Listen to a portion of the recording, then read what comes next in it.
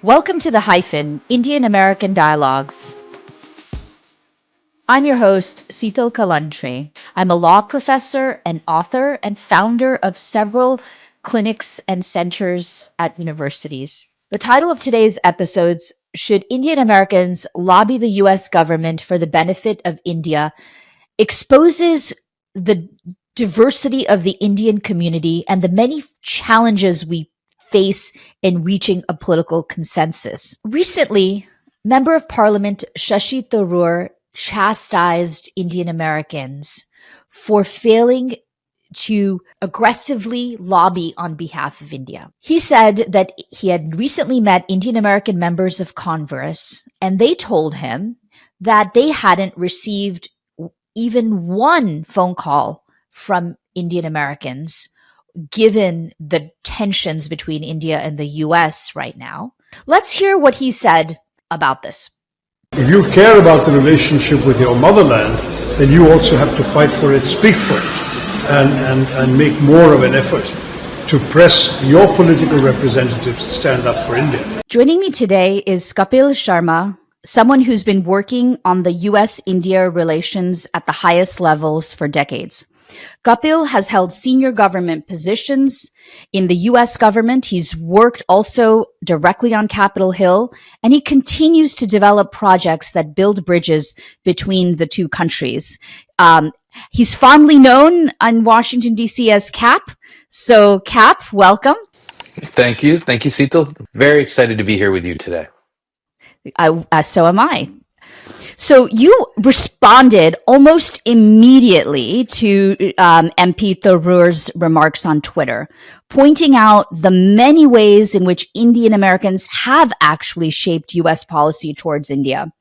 You've lived this work. You've seen it from the inside. So tell us, what does Tharoor miss? So I love Shashi, and I think generally he's spot on, and his foreign policy views are good.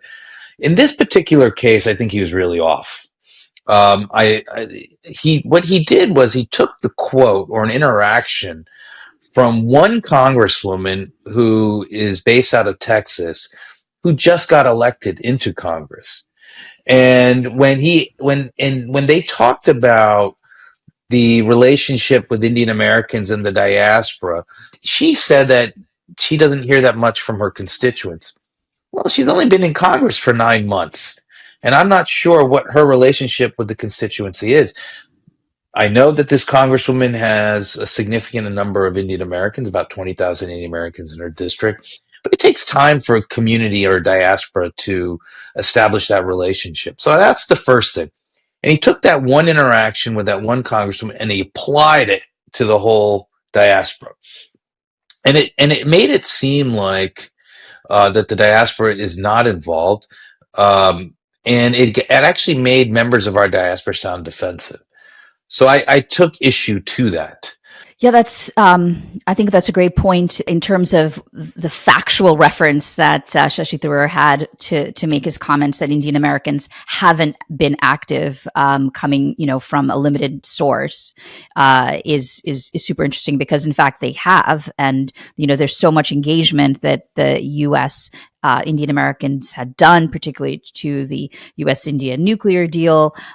You've for decades have been involved in shaping U.S.-India policy, and he's a brilliant man. He's a global citizen, former UN official, youngest person to get a PhD at Tufts, and I've met him several times. I think he's a delight. But what I think he does, his comment has put us on the defensive, but also has raised issues about the limited view of Indian Americans in India, but also exposed some rifts in our community, which I'll talk about. Despite the initial fact that reliance that he had in a few statements by Congresspeople, he then went on to publish an op-ed acknowledging that the issue is more complicated than he first noted, right? He concedes that, look, Indian Americans can't be seen as lobbying for India because they might be perceived to be disloyal if they advocate for a foreign government. He recognized that US-born Indian Americans may not feel a strong pull towards India. And he also recognized that, look, not all Indian Americans agree with India's policies and may support what Trump is trying to do for America. Yet, even while acknowledging all this, ultimately he stood by his position.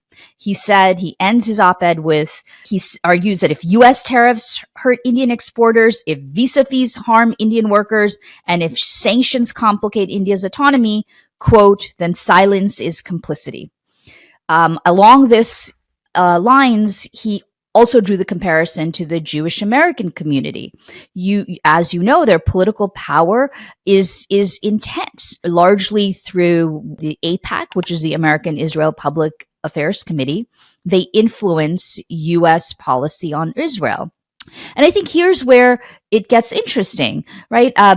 Given your experience, what do you think about this comparison? Is it a fair one? And if not, why is it problematic? Oh, well, I want to take one step back to your comment. I agree with you. I don't understand what is it that people in India want to see. Do they want to see Indian Americans protesting? Do they want to see them jumping up and down? Do they want to see them writing op-eds? What is it that what would he like to see Indian Americans do? There's tons and much more efficient ways of showing support for India and the US bilateral than just simply being very loud. You still had about a dozen members of Congress go to India this year.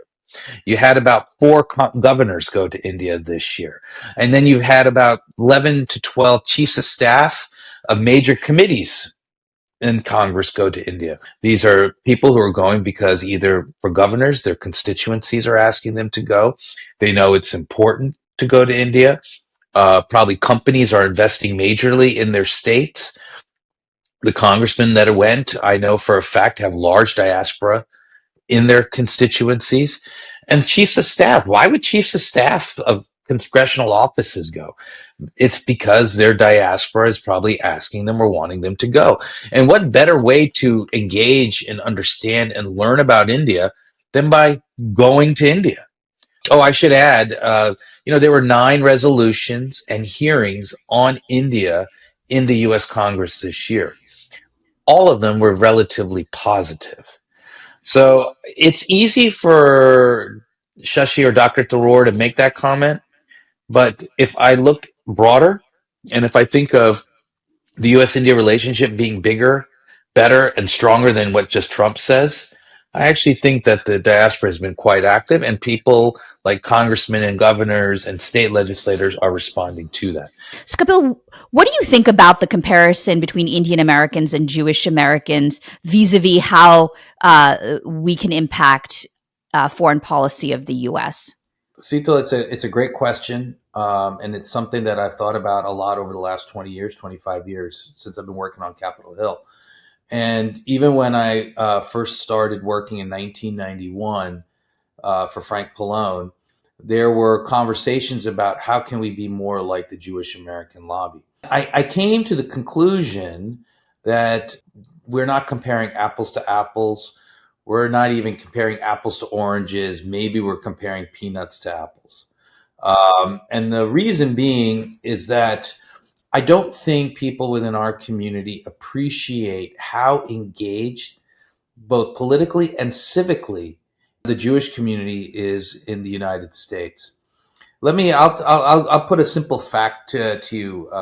About 15 to 20 years ago, Seetal, how many do you think Jewish or Jewish affiliated public hospitals there were in the United States? I have no idea. 113. Okay. Having about 15 to 20, 25,000 beds. Now, let me ask you this. How many Indian American public hospitals are there? Zero, that as far as I know. Zero. Now, if I think, and now actually it's really interesting about healthcare in America, that number of 113 is now down to about 25, just mergers, acquisitions. But the more fascinating thing about that is that if you have a public hospital in the United States, that means that you're working with legislators, thought leaders, you're getting public financing, you're engaging. And not only that, you're broadening your engagement with thought leaders when you're doing a public hospital. How many community centers would you say, like the JCCs? 400. Yeah. How many do you think of Indian Americans, similar like to a JCC, that is known to legislators or policy people, or there's a database of it, do we have from our community? They have invested so much in the civic side of their community. The reason why this is so important is that it enables an understanding and an openness of the culture. But I have a few more statistics that I researched on, to kind of put this, why I feel like comparing the two communities isn't really fair to either community. Indian Americans are still, when it comes from a population perspective, about half the size of the Jewish American community. This is the most important fact when I come to thinking about the Jewish diaspora versus the Indian American diaspora. 71% of the Indian diaspora is Jewish. I mean, is foreign born. Less than 10% of the Jewish community is foreign born right now in the United States. And that is, I think, a fairly significant statistics when you're thinking about how do people within the Jewish American community identify and talk to members of Congress. Education, relatively the same. Income, Indian Americans are the highest, but the Jewish community is not that far behind. But here's another interesting statistic when you think about it, that the Jewish demographic profile is far older than the Indian American profile. So what it means to me is that they have longer or more established roots in the United States. And then here is what I think is the biggest difference between our two communities. By religion, about 5.8 million Jewish Americans consider themselves connected by religion, and 1.7 by culture, which makes up their over 7 million. Whereas most Indian Americans still continue to identify themselves by region of India, not by religion, not even by culture, but by region. And so what I feel happens is this asks two big questions. What does it mean to be Indian American? And two, what are the unifying factors? I think that it's easier for the Jewish American community to unify around faith than it is for our community.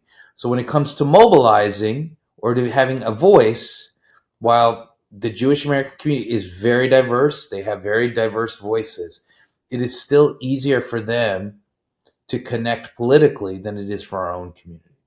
So I think it is far harder for us to be like the Jewish American community, and we should stop comparing ourselves. And I would say this to Shashi as well. That's, yes, incredible. And you've raised, I think, multiple issues, but two issues that I want to tweeze out, right? One issue that you pointed out is that Jewish Americans have been here longer and have made more of an effort to kind of branch out. And I don't mean like assimilation, but I mean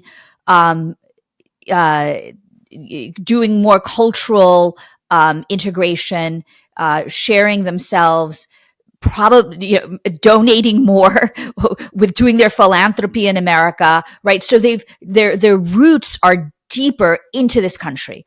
But the second issue is then how do we come together, have consensus on anything, given how disparate we are, right? We are religiously disparate, we are regionally disparate, and we value region as much as we do anything else. And so we're not even integrated together.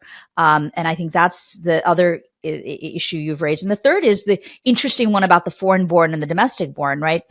I think that cuts both ways. Even though there are more of Indian Americans that are foreign born than there are U.S. born, it's about actually almost even.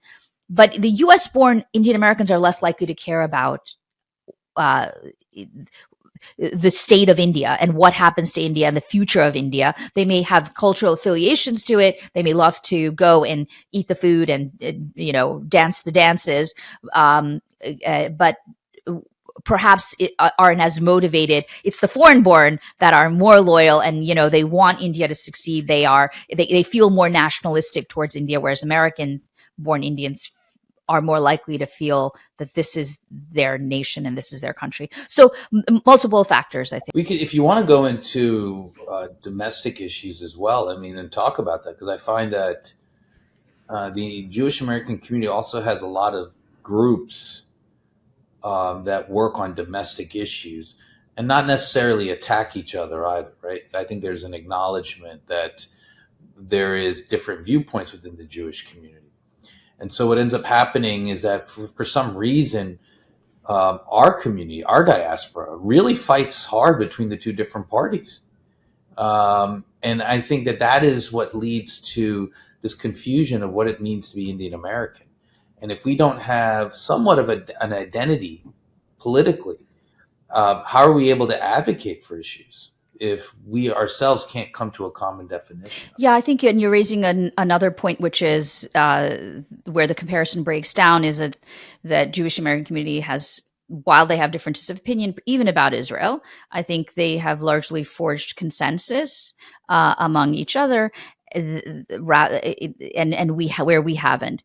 But I think part of that also comes from the nature of the ethnic groups, right? I mean, the Israel people who support it are largely Jewish American. Our diaspora is Hindus, Sikhs, Muslims, Christians, Jains. So there isn't a unified governance of within the community.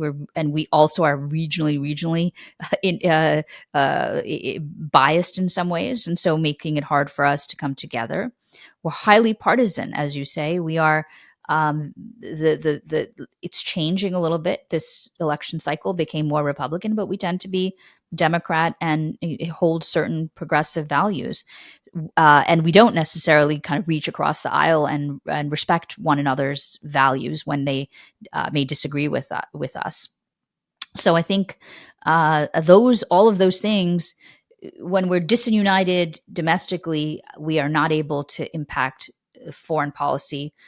Moreover, there's a disagreement about India, right? India, the way in which its government has been operating for the last decade or so, there may not be an agreement about having it based on certain values, based on denying rights to certain people, freedom of speech. So that also prevents us from we have inherent problems in coming together. Two, we may not even agree about what India's policy should be and whether we support that, whether we should support the government. But that doesn't mean that we can't still come to agreement that a strong U.S.-India partnership or relationship is important. It's important for the future of the U.S. It's important for the future of India. And a strong U.S.-India relationship is just good for the world. Well, I want to talk about your observation about sort of growing up in the 80s like I did in the US. Since that time, people have come who have been in other professions, not the doctors, not the accountants, not the engineers. We have people who are blue collar workers. We have taxi drivers. We have truck drivers. We have undocumented people. And then then we have the high level tech workers who've also come at the same time. And so, I mean, if we look at it, makes sense why we have an identity crisis. If we look at just the data, 5.2 million people identify as Indian alone or in combination. And of those, around 3.4 are US citizens. And breaking that down, 1.7 are US born and 1.6 are foreign born. So, and then on top of that, there's some large number of undocumented, right? We've seen all of the things that are having with truck drivers who are running, having these major accidents. So there's a lot of invisible undocumented.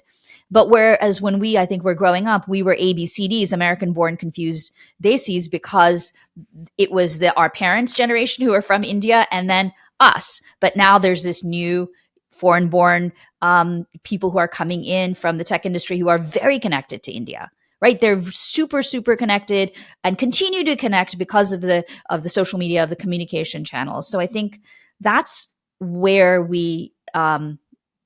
why there's so many fractures. One of the explanations for there being so many fractures. You're one of the few people that I have met in the last, let's say, 5, 6, 7 years that even acknowledges that our community is made up of taxi cab drivers, 7-Eleven workers, there is a huge segment of our community that is not the CEOs. I have a book here. Look at this. I'll show it to you. This book right here, and it says Indian Genius, and it's got pictures of all of these famous people on there. And I think to myself, what are we saying about our community, and what we represent in the United States? When I think about when I go to New York City, when I go to San Francisco, there are Uber drivers, there are taxi cab drivers, there are service workers, there are people who are not the CEOs, they're not the wealthy, and they can't identify or share our experience, let alone our political voice. And so I'm glad you brought that up. I think it is a big part of our political problems and our political identity problems, and we need to figure out and find ways of redefining ourselves politically. That we're more than just a Google CEO. We're more than just high tech workers.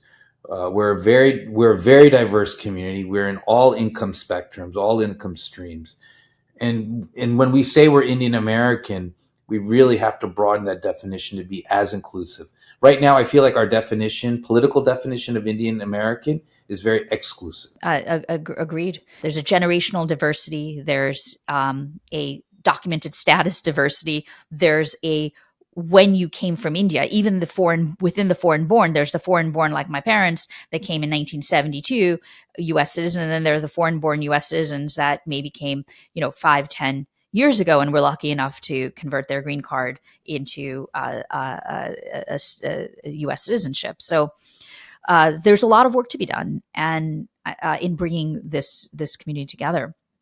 And I know you, in particular, have been working a lot on doing that, as well as on building U.S.-India foreign relationships with Sunny, and the Round Glass Foundation is your latest initiative. So could you talk a little bit about that and what you personally are doing to deepen this understanding and cooperation between India and the U.S.?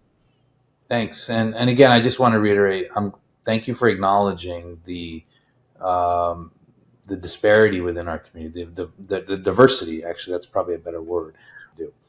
I'm proud to be working with the Round Glass Foundation and with Sunny Singh, and Sunny has become a visionary in what the Round Glass Foundation is trying to do. There are kind of three buckets that we're focusing on, and I think they actually capture a lot of our conversation. So the Global India Collective and Round Glass Foundation is trying to do work in academics and arts. People like you, like professors and academics, you actually shape the way that a lot of young people may think about any issue. I mean, for you, you're one of the top law professors in the country. So legally speaking, right, you have a huge impact as to how young lawyers may think about the law. Well, the same thing comes about with India. And all the great work you're doing at the India Center in Seattle University with young people, you can actually shape the way that they think about and engage India. And it may not necessarily be through a coursework, but it can be through the way that they see Indian art, the way they see Indian performances, the way they talk about issues. I know you raise a lot of issues about gender in India, and so and the law, and I think it's great. And I think what it does is that you expand the way people think and talk about India, and that's one of the platforms that the Global India Collective and Round Glass are really interested in doing. How do we create more platforms that you've created, and almost take what you've done and say, how do we replicate this throughout the country? Because of some of the really groundbreaking, interesting work that you do. And so we really, at the Round Glass Foundation and Global India Collective, are really trying to find ways of promoting and talking about India's soft power in a broader way. And that's, a lot of that through arts. Then we've created platforms to think about and talk about how do thought leaders think about India, and how do they engage India. I think one of the cool things about What we're doing at the Global India Collective is we're taking 10 members of Congress to India in February 2026 in partnership with the Former Members of Congress Association. And I just, as a quick aside to Congress, Shashi Tharoor's comments about engaging, Sunny, through Sunny's, through his donation and support, we were able to create the Congressional Study Group on India, which is a collection of current members of Congress who want to expand their understanding of India. On the day that we announced it, we had 61 members of Congress sign up. 10 of them want, or actually, we have to put them on a waiting list on the number of members who want to go to India through Round Glass's support. I think that's great. And when people go to India and they go through the FMC trip, we are hoping that they actually engage India differently, that it's an authentic visit, that they get to see the diversity of India, they get to see the voices of India, they get to feel it, everything. And that will hopefully develop a stronger understanding versus them sitting in Congress, reading papers, getting all these multiple different viewpoints. As you and I will say, because I know you do a lot of work on the ground in India, you can't understand India until you go to India. And that's what we're hoping to do, facilitate more of that. And then the third bucket that we're working on, and again, through the generous support of the Round Glass Foundation, the Global India Collective is trying to find more and more ways for Indian Americans to engage in public service. And whether that's through internships in state capitals and city councils, it doesn't always have to be Washington. Civil engagement is civil engagement, right? And so we're going to try to find different ways for people, young Indian Americans, to engage in that. We're going to try to create an ecosystem that encourages members of our diaspora to run for office. Running for office is good for our diaspora and creating an understanding of our diaspora, but we also think it's good for U.S. politics to have members of our community serving in key positions. So those are primarily the three buckets that we're working on in order to develop a greater understanding of India, to develop a much more authentic understanding of India, but to also create a stronger bond, cultural bond between the two countries. So, to conclude, I did want to ask you what inspires you to stay engaged in this work. Well, it's a great question. I actually have not even really thought about that until you just asked it. Um, what inspires me to do this work is that I I love our community. I love our diaspora. I love people like you, and and and I've been doing this for a long time, and this is not something working for the diaspora, working for whether it's equal representation, key issues, U.S. India relations. It's not something that can be done in 1 quarter, 2 quarters, 3 quarters, 4 quarters. You have to be committed to it, just like you. I'm going to ask you the same question because I also admire all the work that you do, and you also have been doing it for a long time.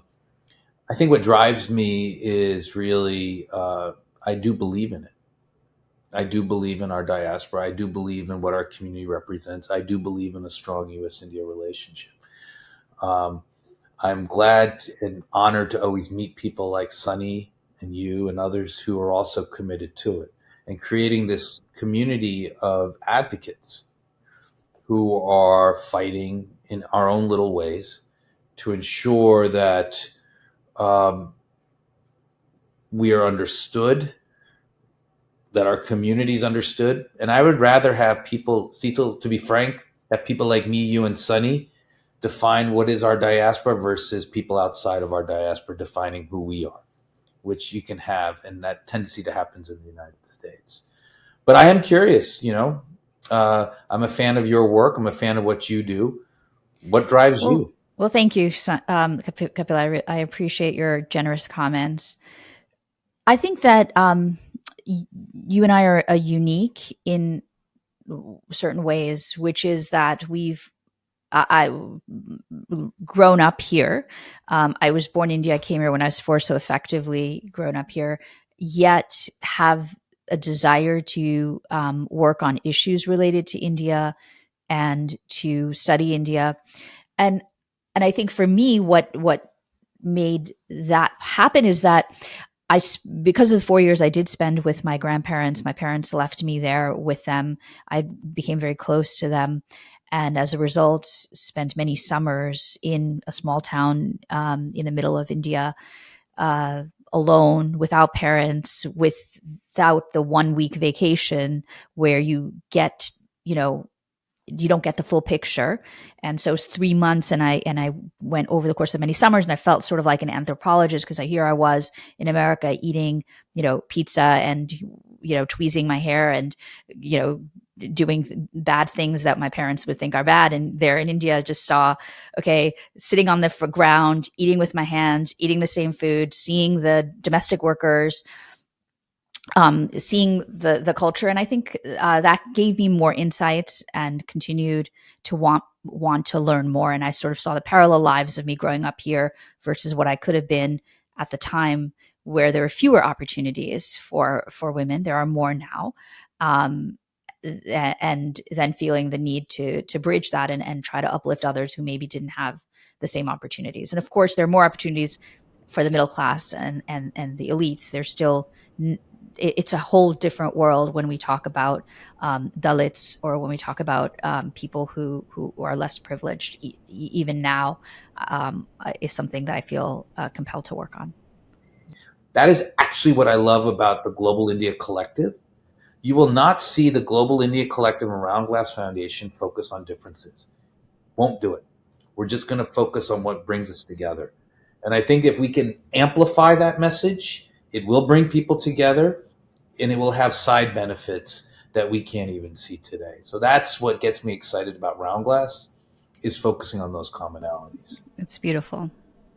Well, thank you. I think, it's just a small drop in the bucket. I think there's a lot more to do and figure out, and having many more people on the table to eventually get that kind of consensus, make our differences less visible and our similarities more visible, is going to require a lot of work. I don't know that that we're even having that conversation. I think starting to have that conversation is going to be is the first step. Well, we have to start. You just nailed it. Yeah.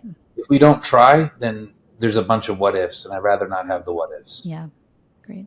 Thank you so much, Kapil, for being here, for taking your time, and it was so fun to talk to you. Same. Likewise. Have an awesome day. Thank you. Here's my take.